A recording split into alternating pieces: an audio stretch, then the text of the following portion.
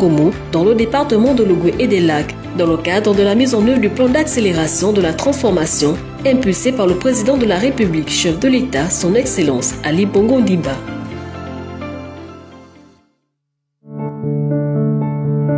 Toi, une go que j'ai fabriquée, tu peux me parler? Tu es bête. Tu es nulle. La place de la femme, c'est à la cuisine. Arrête de jouer à la fille difficile. On sait que tu couches déjà. Une femme enceinte, ça ralentit le travail. Tu n'as pas été embauchée pour travailler, mais pour distraire les hommes qui travaillent. Même si tu es mon chef, une femme ne peut pas me commander. Tu peux demander le divorce et tu n'auras pas mon argent. On n'est pas sûr que tous les enfants soient de notre frère. T'as de la chance. Je sais rentrer dans ta vie. Je sais que tu es une fille facile. Voulez-vous travailler? Est-ce que vous avez l'autorisation? Tu veux une promotion? de votre mari? Il va falloir être gentil Qu'est-ce avec qu'une moi. femme peut m'apprendre sur mon métier?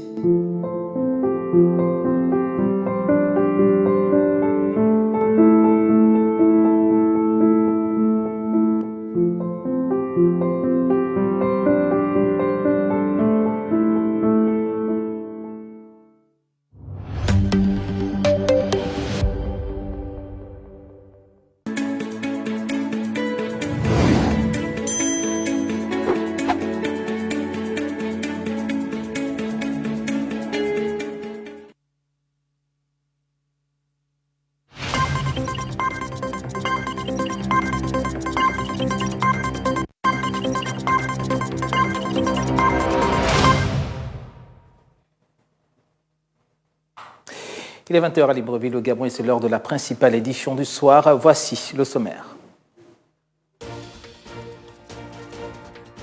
Invité du programme télévisé Face à vous, Rose Cristiano Soukaraponda fixe le cap de son gouvernement face aux défis de l'heure que doivent retenir les Gabonais de cette sortie. La réponse dans ce journal. Réunis depuis vendredi dernier pour traiter de la question de la crise au Tchad, l'Union africaine a trouvé un consensus avec la junte au pouvoir à Djamena sous condition. Annulation partielle de la dette, injection massive de liquidités, quelle stratégie économique pour l'Afrique d'après crise sanitaire? C'est le principal enjeu du sommet France-Afrique qui s'est ouvert ce mardi. Voilà pour le sommaire. Je vous le disais à l'instant, plus de 30 dirigeants africains et européens sont réunis à Paris avec les grandes organisations économiques internationales pour tenter d'éviter un décrochage financier, économique et social de l'Afrique après la pandémie. Que doit-on attendre de ce sommet, Michel Zeni? L'idée de ce sommet sur le financement des économies africaines a germé à l'automne, quand le FMI a chiffré à 290 milliards de dollars les besoins de financement non couverts de l'Afrique d'ici 2023. Certes, l'économie du continent, qui a connu sa première récession en un demi-siècle en 2020 en raison de la pandémie, devrait rebondir de 3,4% en 2021 et de 4% en 2022. Et un moratoire mis en place en avril dernier a permis de donner une bouffée d'oxygène aux pays africains les plus endettés. Mais cela ne suffira pas. Les dettes publiques explosent et en 2021, 39 millions d'Africains pourraient tomber dans l'extrême pauvreté, selon la Banque africaine de développement. Les dirigeants africains présents à ce sommet attendent donc énormément de cette rencontre. Pour la relance notamment, les présidents africains espèrent mobiliser au moins 100 milliards de dollars pour que le continent puisse se relever de la pandémie, mais aussi lutter contre le terrorisme. En termes de bénéfices, le Soudan tire son épingle du jeu et vient d'obtenir l'annulation de 5,4 milliards de sa dette envers la France et l'Allemagne. L'Afrique fait figure de continent relativement épargné sur le plan sanitaire avec seulement 130 000 morts de la Covid-19 selon les chiffres officiels, sur un total mondial de près de 3,4 millions de morts. À l'heure d'un premier bilan, elle en sort financièrement exsangue au moment où elle devrait justement investir massivement pour enrayer la pauvreté, développer les infrastructures, affronter le changement climatique et la menace djihadiste. L'actualité politique sur le continent africain nous conduit d'abord au Tchad. En conclave depuis vendredi dernier, l'Union africaine a trouvé un consensus avec la junte au pouvoir sous condition. L'organisation intergouvernementale a toutefois indiqué qu'il n'y aura pas de sanctions contre la junte militaire tchadienne. Gabriel Ratanga. 5 jours après la publication de son rapport sur le Tchad, le Conseil de paix et de sécurité de l'Union africaine n'a toujours pas communiqué le détail de ses décisions. Toutefois, il est pressenti au regard de plusieurs interprétations que l'Union africaine est conciliante avec la junte, mais a posé ses conditions. La mission d'enquête de l'Union africaine préconisait pourtant dans son rapport d'exercer des stratégies pour que le pays soit dans la même lignée que le Mali, notamment en termes de transition conduite par un président civil et un vice-président issu de l'armée. Mais cette recommandation n'apparaît plus dans le texte adopté par le CPS. Aussi, les nombreux soutiens de Mahama Idriss Déby à la tête du Conseil militaire de transition et du pays aujourd'hui ont-ils mis en avant la nécessité de préserver la stabilité du Tchad et de toute la région, selon plusieurs sources. L'Union africaine va nommer un envoyé spécial qui sera chargé notamment d'aider le Tchad à rétablir l'ordre constitutionnel, et cela passe par l'organisation d'un dialogue national inclusif qui doit aboutir à une charte de transition amendée. C'est certainement le plus grand exercice auquel s'est livré Rose Christiane Osuka Ponda depuis sa nomination en juillet 2020. Dans une grande interview intitulée « Face à vous » diffusée lundi, le chef du gouvernement gabonais a fixé le cap de son équipe, notamment dans la conduite du plan d'accélération et de la transformation. Est-ce enfin une rupture avec les méthodes du passé que doivent retenir les Gabonais de cette sortie? Les réactions dans cet élément de la rédaction. Le gouvernement dont je suis le premier membre travaille d'arrache-pied pour répondre à leurs aspirations et répondre justement aux besoins qu'ils expriment.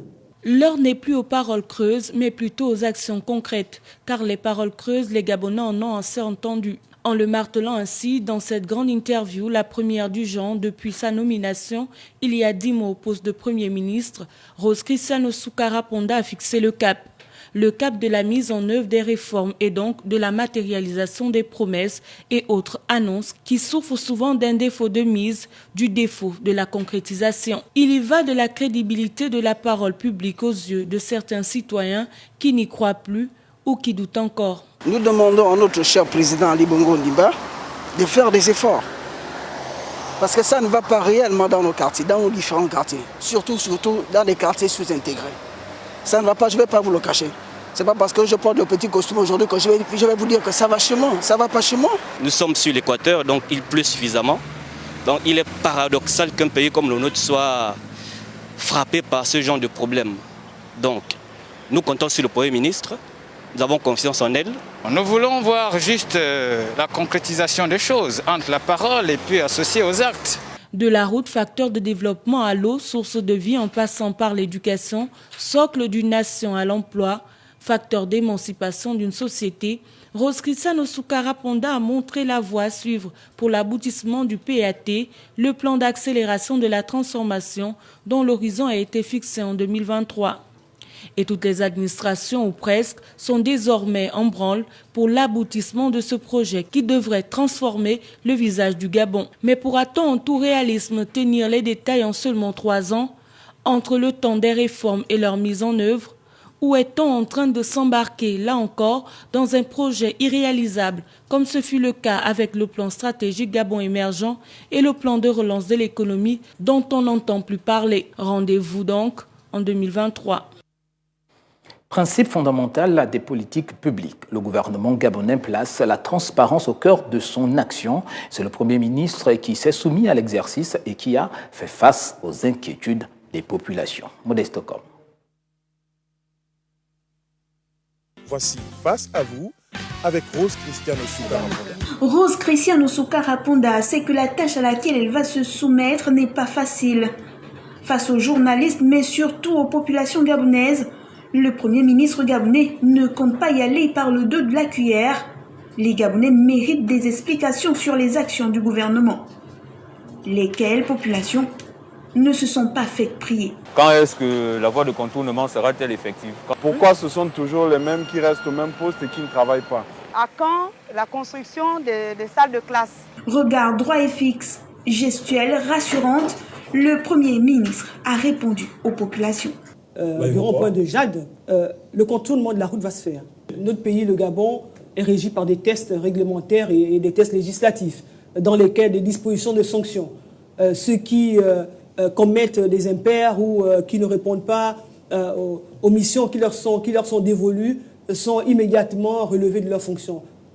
Aujourd'hui, nous avons amorcé une politique qui consiste à réhabiliter l'existant, faire des extensions à l'intérieur des établissements qui ont encore de l'espace, rééquilibrer grâce à la politique justement de formation professionnelle, faire en sorte qu'avec les capacités qu'a aujourd'hui le centre d'Uncock, et faire en sorte que les élèves qui ne pourront pas amorcer justement des carrières générales parce que ces enfants sont butés peut-être par l'âge ou bien encore le fait qu'ils veulent travailler, on va se désengorger pour rééquilibrer. Cet exercice est un impératif posé par le chef de l'État Ali Bongo Ondimba pour qui l'heure n'est plus au discours.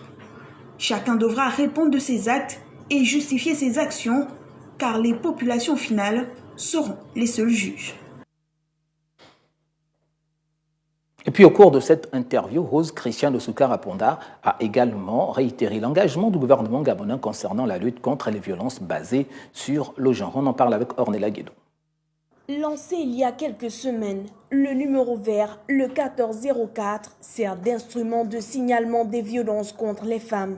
Dans une interview lundi, le Premier ministre gabonais, Rose Christiane Osuka-Raponda, explique la nécessité de ce numéro parmi les 33 actions que comporte la campagne Gabon Égalité. L'urgence aujourd'hui, c'était de mettre en place justement au niveau des affaires sociales ce numéro vert gratuit, le 1404, à l'effet de permettre aux femmes victimes de ces discriminations et de violences puissent s'exprimer. C'est anonyme. Tout numéro gratuit peut être confronté à une saturation de la ligne téléphonique. Le 1404 sera-t-il opérationnel? Je rassure les compatriotes que le 1404 fonctionne très bien. Vous savez, dans le cadre de la riposte contre la Covid-19, le 1410 a bien fonctionné, comme tous les numéros verts qui sont dédiés dans le cachement de pouvoir être proche des populations fonctionnent très bien. C'est vrai que de temps en temps, il peut y avoir peut-être des problèmes de connexion et autres, mais il fonctionne très bien, le 1404, et je puis vous le confirmer ici et maintenant. À la suite de la mise en place du numéro vert, une autre action vient enrichir la lutte contre les violences basées sur le genre au Gabon. Mais il est important qu'il y ait un espace dédié pour pouvoir justement accueillir ces femmes qui sont violentées, dans le cas espèce des femmes qui sont victimes de violences. Le ministère en charge des Affaires sociales a lancé un appel d'offres pour pouvoir justement réhabiliter des bâtiments que le gouvernement a eu à trouver. Au Gabon, selon les chiffres officiels, 90% de femmes sont victimes de violences sexuelles et 64% des violences physiques. D'où l'urgence de ces actions pour enrayer le phénomène. Problématique de l'adduction en eau potable au Gabon, on en parle pour la suite. Entre coupures répétées et absence totale du précieux liquide, certaines populations doivent encore faire preuve de patience et espérer qu'un jour le problème trouve une solution définitive. On en parle avec Sabrina Koundipenda et Loïs Bidjongo. À Libreville, la capitale gabonaise, ils sont presque chanceux, ceux qui ont de l'eau au robinet, car il est plutôt rare, voire inexistant, le précieux liquide dans certains ménages. Depuis des années, plus aucune goutte d'eau ne coule.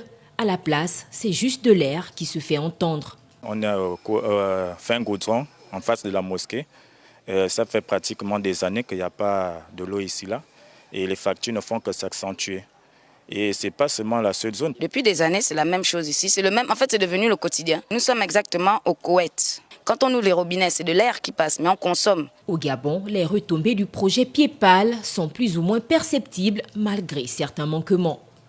Le Premier ministre, Rose Christiane Osuka-Raponda, promet une amélioration de l'adduction en eau dans le pays. Mais aujourd'hui, l'État est dans un programme de réhabilitation avec le soutien de la SEG et le soutien justement des partenariats publics-privés que l'on a eu à contracter avec les entreprises qui ont choisi le Gabon pour pouvoir investir. Nous sommes dans ce programme justement pour alléger les souffrances des populations sur ces questions-là.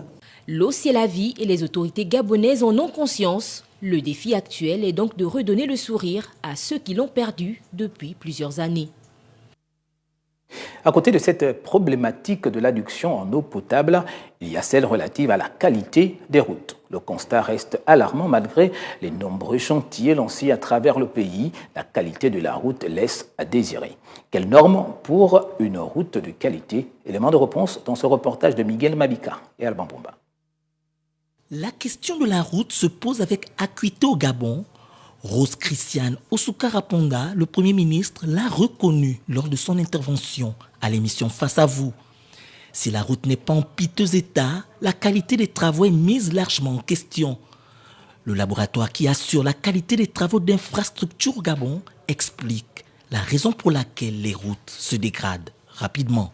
Il y a la principale raison, c'est déjà ce qu'on appelle le poids à l'essieu, c'est-à-dire que le tonnage qui est limité en principe quand on calcule une route. Par exemple, on dit dans nos calculs de route, on prend 13 tonnes à l'essieu, d'accord, mais il arrive que certains véhicules dépassent ce chargement-là, ce qui fait que à long terme va arriver des dégradations prématurées. L'ennemi de la route, c'est l'eau, du point de vue technique, mais aussi il faut tenir compte de son utilisation et de sa destination. Il faut donc prendre le taureau par les cornes et veiller à l'entretien de la route. Nous proposons déjà de réhabiliter le système d'assainissement, de telle sorte que les eaux n'influent plus sur la route. Ça, c'est une première chose. Ensuite, il faut tenir compte aussi de l'explosion démographique dans certains quartiers. Et ce qui fait que des routes où il y avait très peu de fréquentation deviennent de plus en plus sollicitées.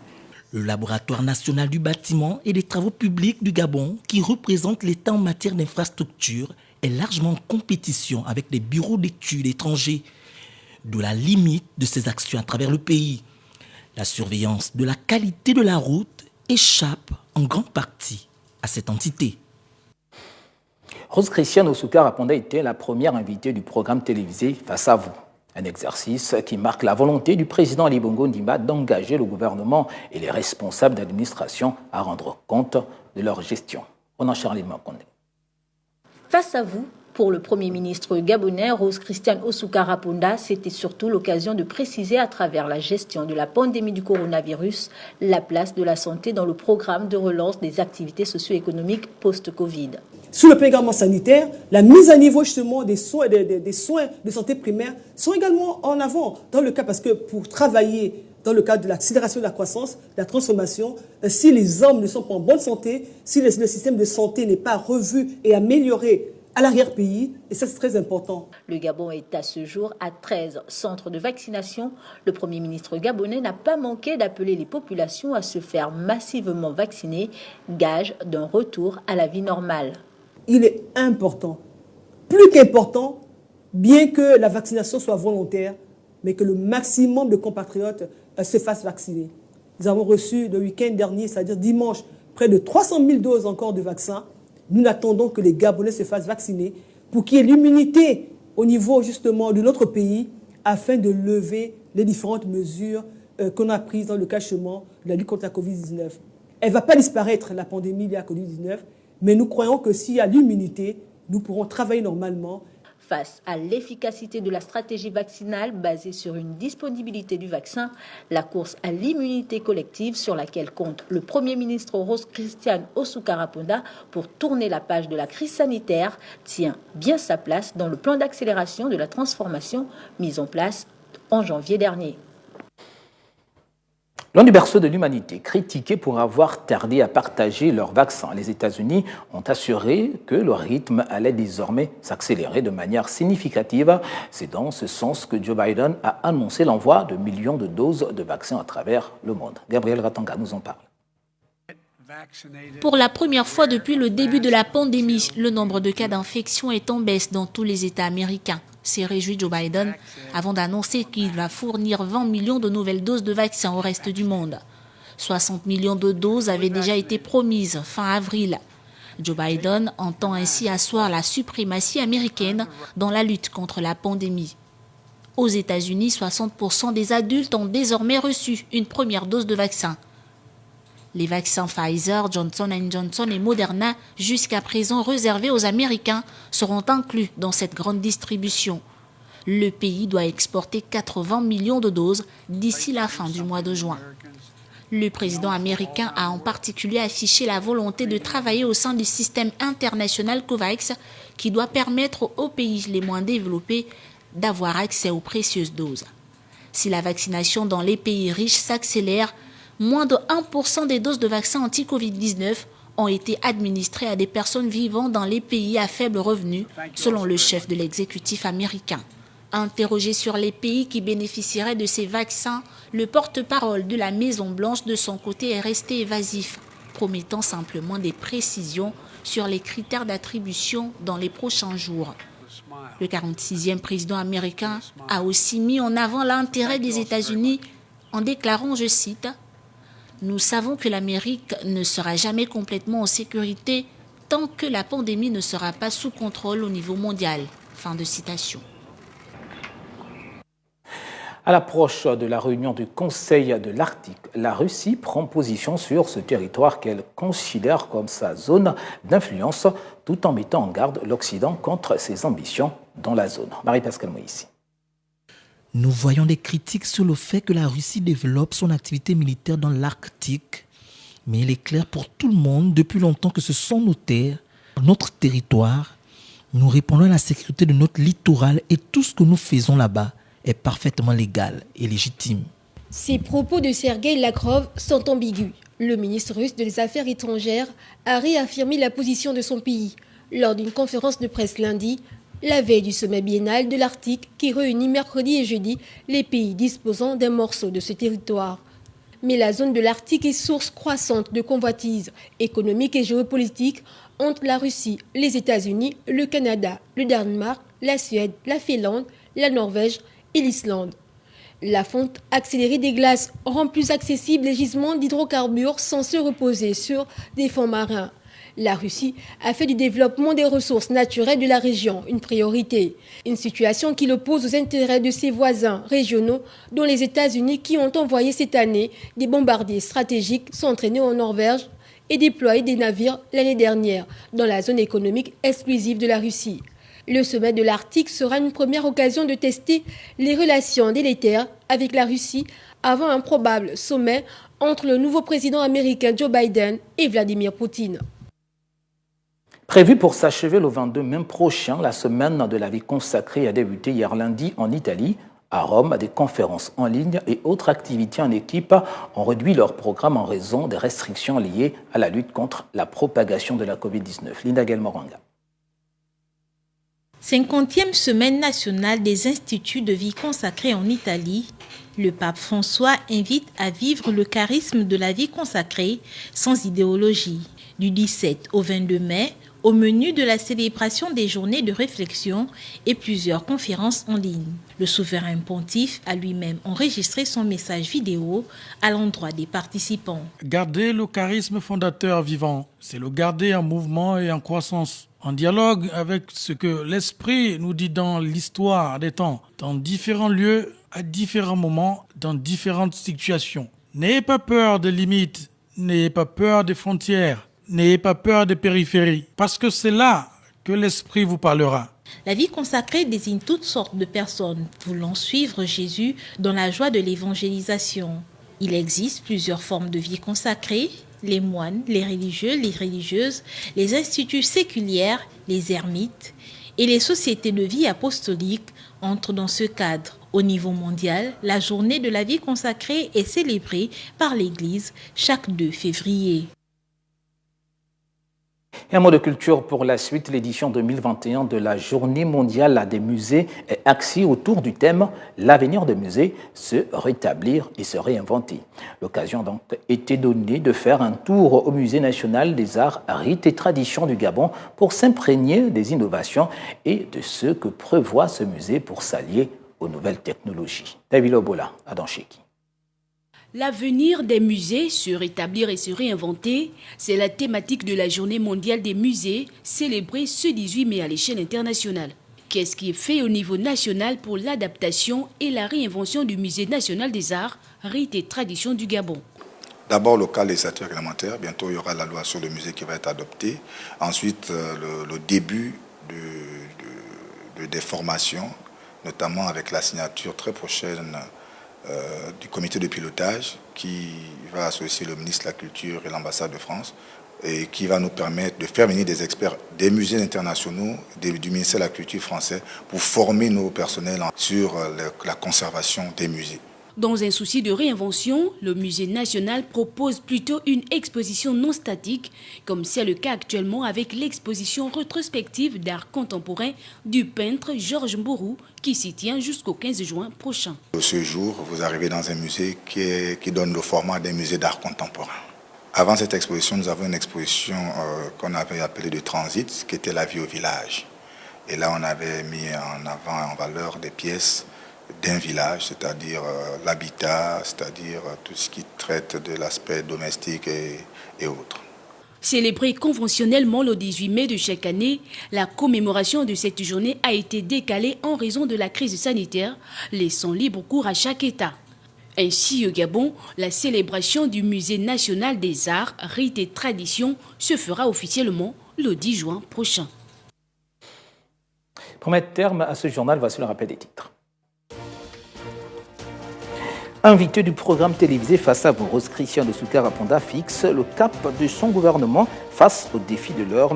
Que doivent retenir les Gabonais de cette sortie? La réponse, vous l'avez eue dans ce journal.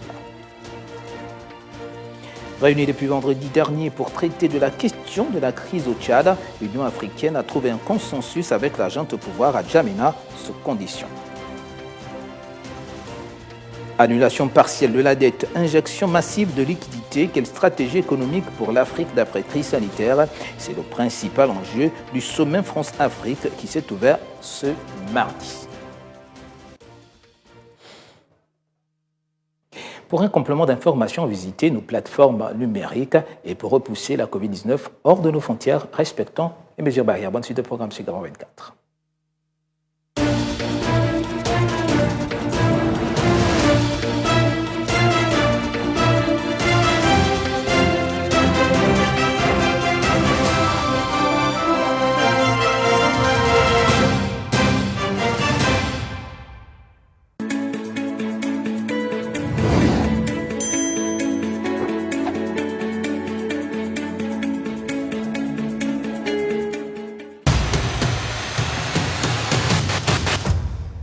Vous avez été sollicité pour, n'est-ce pas, briguer un mandat, que ce soit la Ligue, que ce soit pour le compte de la Fédération ou la LINFP. Et on se souvient en ce temps, vous disiez que vous n'étiez pas prêt. Je me suis laissé